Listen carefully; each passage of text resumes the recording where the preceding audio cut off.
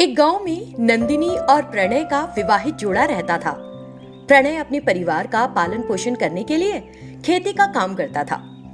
एक दिन वो खेत से वापस घर आया। नंदिनी ने प्रणय से कहा, सुनो, मुझे तुम्हें एक खुशखबरी देनी है। जल्दी से दो ना नंदिनी।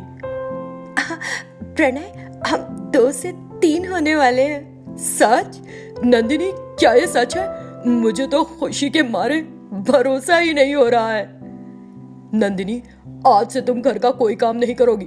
मैं रखूंगा हर चीज का ध्यान। तुम जो चाहोगी ला कर दूंगा। ये सुनकर नंदिनी ने खुशी में हामी भरी। उस दिन के बाद से प्रणय नंदिनी की हर बात का ध्यान रखने लगा और घर के काम और खाना भी खुद पकाने लगा। एक दिन नंदिनी का पैर फिसल गया और वो गिर पड़ी। प्रणय, माँ, माँ! इस तरह वो जोर से चीखी। नंदिनी, नंदिनी, क्या हो गया? तुमसे बाहर आने के लिए किसने कहा था नंदिनी? ये कहते हुए वो घबराया हुआ उसे अस्पताल लेकर भागा। डॉक्टर उसे एक कमरे में लेकर गई। कुछ देर बाद बाहर आई। फिक्र करने की जरूरत नहीं, माँ और बच्चे को कुछ नहीं हुआ है। मैडम, क्या मैं अपनी बीवी को लेकर घर जा सकता हूँ? नहीं, 9वां महीना शुरू हो चुका है, कभी भी लेबर पेन शुरू हो सकते हैं, इसलिए उसे अगले 2 दिन यही रहने दो, वो यहाँ ठीक रहेगी। उसने बात मान ली और वहीं रुक गया उस रात। प्रणय हॉस्पिटल में बैठा था, तभी नंदिनी को लेबर पेन्स होने शुरू हो गए। तुरंत वो भागकर डॉक्टर के पास गया। डॉक्टर, डॉक्टर, मेरी पत्नी को पेट में दर्द हो रहा है। ऐसा कहते हुए वो उस डॉक्टर को नंदिनी के पास लेकर गया। चिंता मत करो, मैं ध्यान रखूंगी। ये कहकर डॉक्टर एक नर्स को लेकर अंदर चली गई। फिर डॉक्टर ने नंदिनी को लेबर पेन्स रोकने के लिए इंजेक्शन दिया। इससे न सिर्फ लेबर पेन्स रुक गए, बल्कि नंदिनी ने आंखें भी मूंद ली। उस नर्स ने डॉक्टर से पूछा, ये क्या है मैडम, आपने ऐसे क्यों किया? यही सही तरीका है। अगर नॉर्मल डिलीवरी होती है तो हमें क्या मिलेगा? ऑपरेशन के नाम पर हम उनसे कुछ पैसा निकलवा पाएंगे। अगर हम ऐसा नहीं करते हैं तो इतने बड़े हॉस्पिटल को कैसे मेंटेन करेंगे हम? लेकिन वो औरत काफी कमजोर है मैडम। जो इंजेक्शन आपने दिया उससे वो बेहोश हो गई। अगर कुछ गड़बड़ हो गई तो होने दो। हम कहेंगे कि हमने पूरी कोशिश की लेकिन उसे बचा नहीं सके। पहले वो ऑपरेशन के लिए पैसा देगा, फिर कुछ और पैसा अपनी पत्नी की बॉडी को यहाँ से ले जाने के लिए। उसी में हमारा फायदा है। ये सब सुनकर नर्स को फिक्र हुई। तभी उन्हें एक आवाज सुनाई दी, क्या तुम एक औरत हो? जिसे सुनकर वो दोनों इधर उधर देखने लगे। फिर डॉक्टर जोर से चिल्लाई, कौन है ये? कौन है? कौन है? तभी एक गर्भवती प्रेतात्मा उनके सामने दिखाई दी। क्या आपने मुझे पहचाना नहीं मैडम? कुछ दिन पहले मैं यहाँ आई थी। आपने नॉर्मल डिलीवरी से बचने के लिए मुझे इंजेक्शन दिया और मुझे मार डाला। आपको याद है? ये सुनकर वो डॉक्टर डर गई। मुझे कुछ नहीं पता, मुझे नहीं पता, तुम कौन हो? आपको क्यों याद रहेगा मैडम? पैसों के लिए आप कितनी ही औरतों का कत्ल कर चुकी हैं। आप खुद एक औरत हैं और मातृत्व का मतलब भी समझती हैं। आपको ये करते शर्म नहीं आती? इससे डॉक्टर घबरा गई और उसने वहां से भागने की कोशिश की। फौरन उस प्रेतात्मा ने उसे रोक लिया और जोर जोर से रोने लगी। कहाँ जा रही हो? मैं तुम्हें इतनी आसानी से नहीं छोड़ूंगी। मैंने तुम्हारा क्या बुरा किया था बोलो? मेरे हबी और मैंने कितने सपने देखे थे अपने बच्चे के। मनी मन कितनी तस्वीरें बनाई थी उसकी। तुम वो कातिल हो जिसने मेरे बच्चे का खून कर दिया।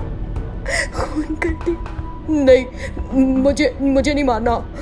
भगवान के बाद सब एक डॉक्टर के सामने हाथ जोड़ते हैं और सम्मान करते हैं। इतने पवित्र काम की जिम्मेदारी लेकर ऐसी ओछी हरकत। अगर मैं तुम्हें छोड़ देती हूँ तो तुम्हारी वजह से न जाने कितनी और औरतों की जान जाएगी। अगर मुझे जरा सी भी देर हो जाती तो तुमने इस औरत को भी मेरी तरह मार डाला होता। तुम्हें इस धरती पर रहने का कोई हक नहीं। ये कहते हुए प्रेतात्मा ने डॉक्टर को दबोच लिया। मुझे बचाओ, हेल्प, हेल्प! लेकिन वो नर्स इतना डर गई थी कि बिना कुछ बोले सिर्फ उन्हें घूरे जा रही थी। प्रेतात्मा ने डॉक्टर को नहीं बख्शा। फिर प्रेतात्मा ने अपनी शक्ति से डिलीवरी कराई और बच्चे को नंदिनी की कोख से बाहर ले आई। मैं डॉक्टर का शरीर ले जा रही हूँ, तुम जाकर इसके पति को बताओ कि माँ और बच्चा एकदम ठीक है। प्रेतात्मा डॉक्टर की लाश लेकर वहां से गायब हो गई। उस प्रेतात्मा ने, क्योंकि वो औरत डॉक्टर होते हुए भी इतनी औरतों की जिंदगी से खिलवाड़ कर रही थी, उसे मार डाला। वो दिन है और आज का दिन वो प्रेतात्मा उस अस्पताल में ऐसी कोई भी दुर्घटना होने नहीं दे रही। उस वक्त रात के 10 बज रहे थे। विशाल चलते चलते हाईवे के बस स्टॉप में पहुंचा। चारों तरफ अंधेरा छाया हुआ था और एक इंसान भी नहीं दिख रहा था। एक गाड़ी भी नहीं थी जिससे घर पहुंचा जाए। फिर विशाल ने सोचा, सुरेश को बिल्कुल अकल नहीं। मुझे पहले से ही पता था वो मेरी गाड़ी लेकर वापस नहीं करेगा सही वक्त में। पता नहीं अपनी गर्लफ्रेंड के साथ कहाँ कहाँ घूम रहा है। मुझे अभी उसे फोन करके यहाँ बुलाना चाहिए। यही सोचकर उसने अपनी मोबाइल निकाली और सुरेश को फोन लगाई। सुरेश, कहाँ हो तुम? मैंने तुम्हें अपनी गाड़ी दी और अभी मैं हाईवे पर इंतजार कर रहा हूँ। सॉरी विशाल, तुम्हारी गाड़ी पंचर हो गई, इसीलिए देर हो रही है आने में। क्या मेरी गाड़ी पंचर हो गई? मुझे पता था तुम कुछ गड़बड़ जरूर करोगे। देखो, आज के बाद मैं तुम्हें गाड़ी कभी नहीं दूंगा। बुरा मत मानना विशाल, काफी देर हो गई थी और मैं जा रहा था लता को उसके घर छोड़ने के लिए। इस बीच तुम्हारी गाड़ी पंचर हो गई। अब मैं 1 घंटे में आ जाता हूँ। ठीक है, जल्दी आओ, मैं यहाँ पर ज्यादा देर इंतजार नहीं कर सकता। ये कहकर उसने फोन काट दिया और बस स्टॉप में जाकर बैठ गया। उस जगह में काफी सन्नाटा था। विशाल को थोड़ा डर लग रहा था। फिर उसने देखा एक लड़की उसके तरफ आ रही है। वो देखकर डर गया। विशाल का डर और भी गहरा होने लगा जब वो लड़की उसके करीब आ गई। इस बीच वो लड़की बस स्टॉप तक पहुंच गई। काफी खूबसूरत थी वो लड़की। उसके चेहरे को देखकर विशाल ने सोचा, हाँ, मैं तो इसे देखकर डर गया था, सोचा था ये शैतान है। इस बीच वो लड़की विशाल के पास आकर पूछी, कब आखिरी बस आएगी यहाँ? क्या आप बता सकते हैं? काफी वक्त हो गया आखिरी बस यहाँ से गए हुए। हे भगवान, मेरी बस छूट गई, मुझे घर जाना है, अब मैं क्या करूँ? वो ये काफी डर डर के बोली।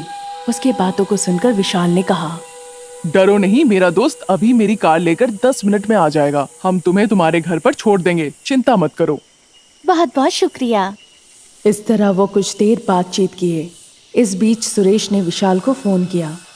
विशाल ने फोन उठाया और बात करते हुए सुरेश के साथ थोड़ी दूर चला गया। हेलो विशाल, कहाँ हो तुम अभी? एग्जैक्ट जगह बताओ मुझे। मैं यही बस स्टॉप के पास खड़ा हूँ। ठीक है, मैं 15 मिनट में वहाँ पहुँचता हूँ। ये कहकर उसने फोन काट दिया।